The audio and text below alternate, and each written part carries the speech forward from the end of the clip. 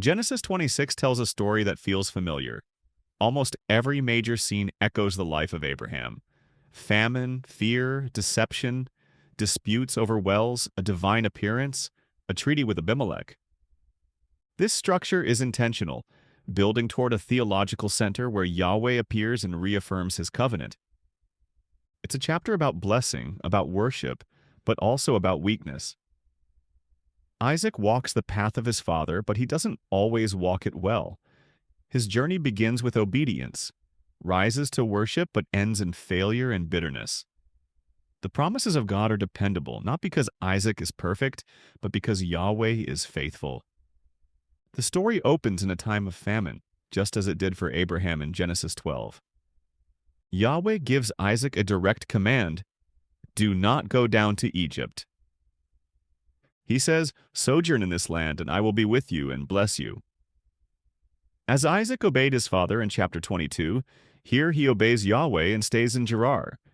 The promises are familiar: land, offspring, blessing to the nations. But if we read carefully, the promises to Isaac are even greater than the promises made to Abraham. Twice in this chapter, Yahweh says he will bless Isaac because of Abraham. Because Abraham listened to my voice and kept my charge.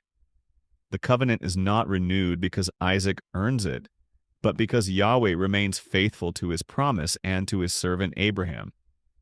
Yet the next scene shows Isaac faltering in the same way as his father. He fears the men of Gerar and lies about Rebekah, saying she is his sister. It's exactly what Abraham had done, and just like before, the truth is eventually discovered. But unlike with Abraham, there is no intervention, no dream, no plague, no word from Yahweh. His name is never mentioned, and yet he shields them all the same, working invisibly to protect both Isaac and Rebekah.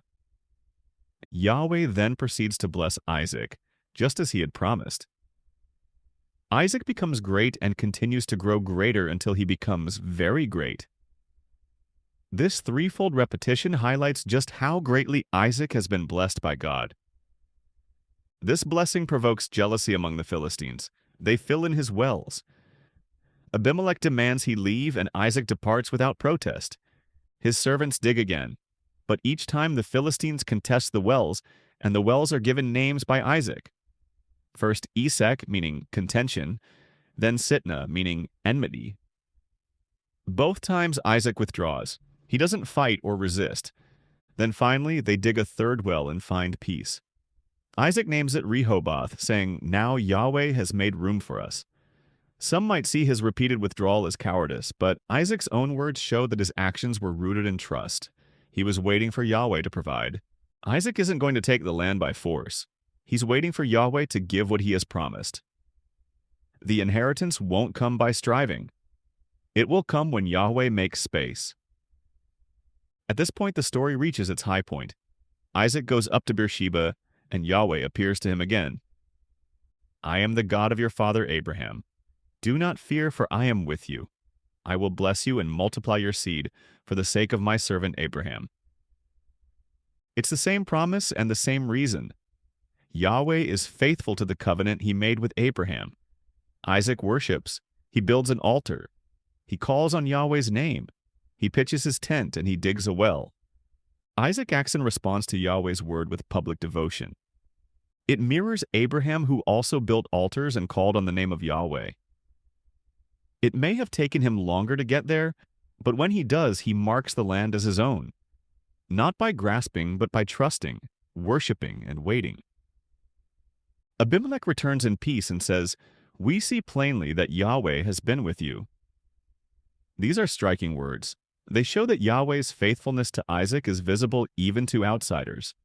A treaty is made. A feast is held. And on that same day, Isaac's servants dig another well and find water. He names it Shibah, and the name Beersheba is renewed.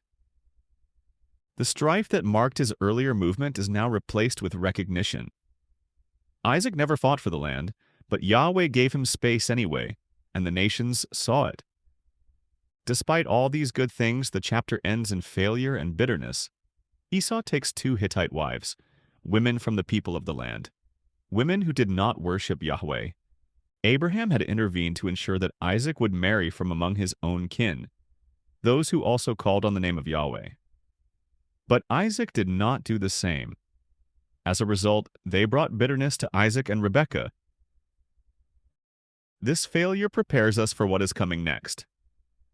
Isaac, who had once listened to Yahweh's voice and trusted him to make room, is now shown stepping back at the very point where his leadership was most needed. Isaac starts strong, falters in fear, returns to Yahweh in worship, but doesn't finish well. This reminds us that the promises depend not on Isaac's consistency, but on Yahweh's faithfulness. Isaac walks the same path. Sometimes he responds with trust and courage, other times with fear and failure. But he receives the same promises. The weight of the covenant doesn't rest on how well he measures up. It rests on Yahweh, who says twice in this chapter, "I will bless you, for the sake of my servant Abraham." Genesis 26 isn't about Isaac proving himself. It's about Yahweh proving that he keeps his promises. The land will not be taken by force, it will be given. And though Isaac stumbles, God will still accomplish his purposes, because he is active and faithful. Thanks for watching this video.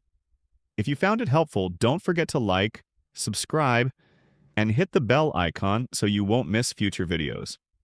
And if you're able, leave a kind comment below.